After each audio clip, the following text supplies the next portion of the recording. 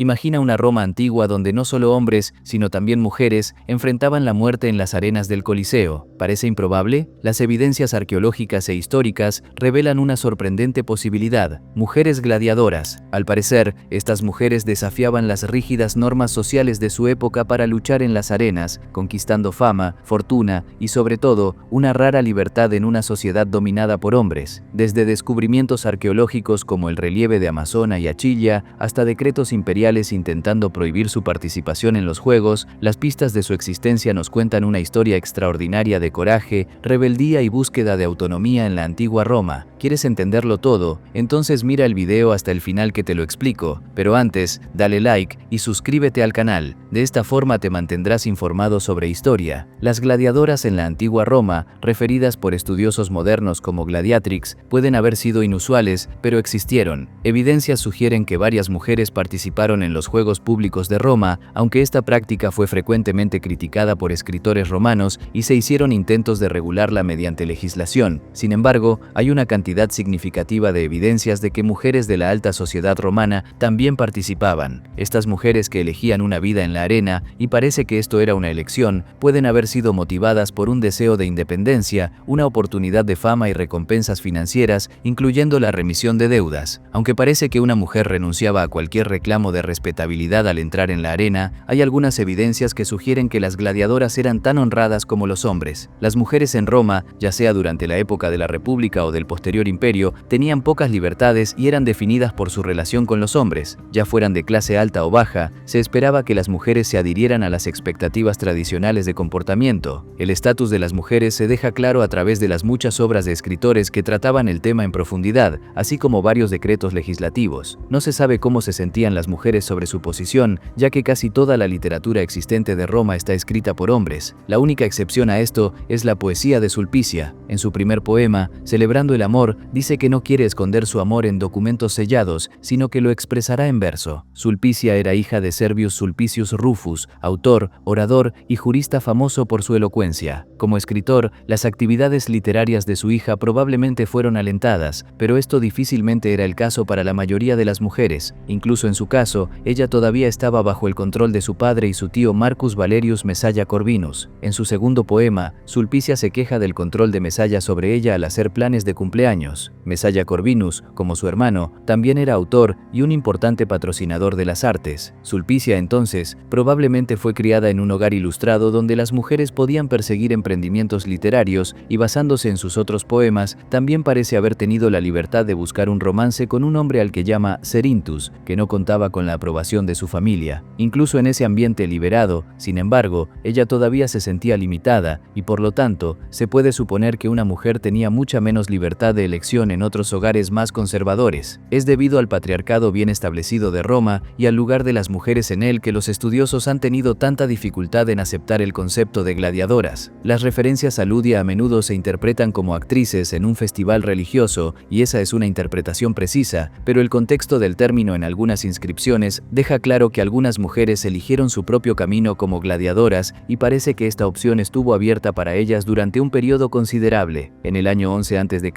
el Senado romano aprobó una ley que prohibía a las mujeres libres menores de 20 años participar en los juegos en la arena. Esto sugiere que la práctica había estado ocurriendo durante algún tiempo anteriormente. Cabe señalar que el decreto especifica mujeres libres, no esclavas, quienes se presume que aún podrían participar. El emperador romano Septimio Severo prohibió la participación de cualquier mujer en la arena en el año 200 después de Cristo, alegando que tales espectáculos alentaban la falta de respeto hacia las mujeres en general. También fue motivado por la preocupación de que las mujeres, si se les permitía entrenar como atletas, desearían participar en los Juegos Olímpicos en Grecia, una perspectiva que encontró desagradable y amenazante para el orden social. Curiosamente, su decreto parece haber sido motivado por la participación en los Juegos de mujeres libres de buena cuna, aquellas que habrían tenido todas sus necesidades materiales satisfechas, que pueden haber preferido la vida de una gladiadora en lugar de tener sus opciones limitadas por familiares masculinos. A pesar del decreto de Severo, las mujeres todavía luchaban en la arena a finales del siglo III a.C.,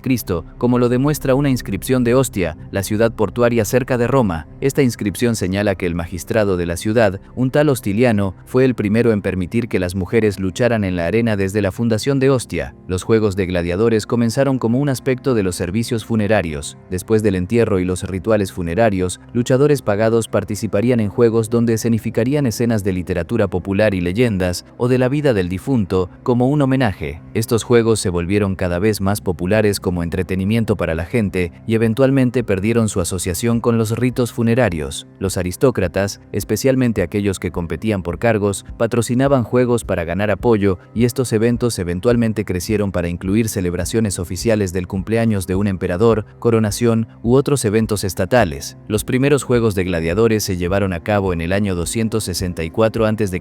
por los hijos del senador Brutus Pera para honrar a su padre después del funeral. Continuarían durante los siguientes siglos hasta que finalmente fueron prohibidos bajo Honorio en el año 404 después de Cristo. Durante ese periodo, miles de personas y animales morirían en la arena para el entretenimiento del pueblo. Contrariamente a la opinión popular y las representaciones en el cine, los gladiadores no eran enviados a la arena para morir y la mayoría de las disputas no terminaban en muerte. Los criminales condenados eran ejecutados en la arena, pero la mayoría de los que luchaban allí eran esclavos que habían sido altamente entrenados y eran muy valiosos para sus dueños. El escritor romano Séneca describe un espectáculo del mediodía en la arena que tenía lugar durante el intervalo entre los espectáculos matutinos y nocturnos. Este era el momento del día en que los criminales eran ejecutados. Estos incluirían a aquellos condenados por delitos graves, desertores del ejército y aquellos que incitaron a la sedición o eran culpables de blasfemia o varios otros delitos contra el Estado. Los gladiadores ciertamente podrían ser asesinados en su primera lucha en la arena, pero hay memoriales e inscripciones que muestran que muchos lucharon y vivieron durante años. De hecho, se ha sugerido que las gladiadoras a menudo eran hijas de gladiadores retirados que las entrenaban. Las escuelas de gladiadores estaban dispersas por toda Roma desde su fundación alrededor del año 105 a.C. y más escuelas proliferaron en las colonias y provincias a medida que el imperio se expandía. A cada gladiador se le enseñaba a luchar en una de estas 4 disciplinas y la recompensa por la excelencia en el combate podría ser fama, fortuna y un estilo de vida con el que las mujeres respetables de Roma nunca podrían soñar. Los restos de la mujer de Great Dover Street, también conocida como Niña Gladiadora, descubiertos en 1996 y anunciados en septiembre de 2000, proporcionaron evidencia física para respaldar la sustancial evidencia literaria de la antigüedad de que las mujeres luchaban como gladiadoras en la arena. La pelvis de la mujer fue todo lo que quedó del cuerpo después de la cremación, pero la abundancia de lámparas de aceite caras, junto con otras evidencias de un gran y lujoso banquete y la presencia de piñas, contribuyen a la conclusión de que esta era la tumba de una respetada gladiadora. Además de la mujer de Great Dover Street, la evidencia física de las gladiadoras proviene de un relieve del siglo II a.C.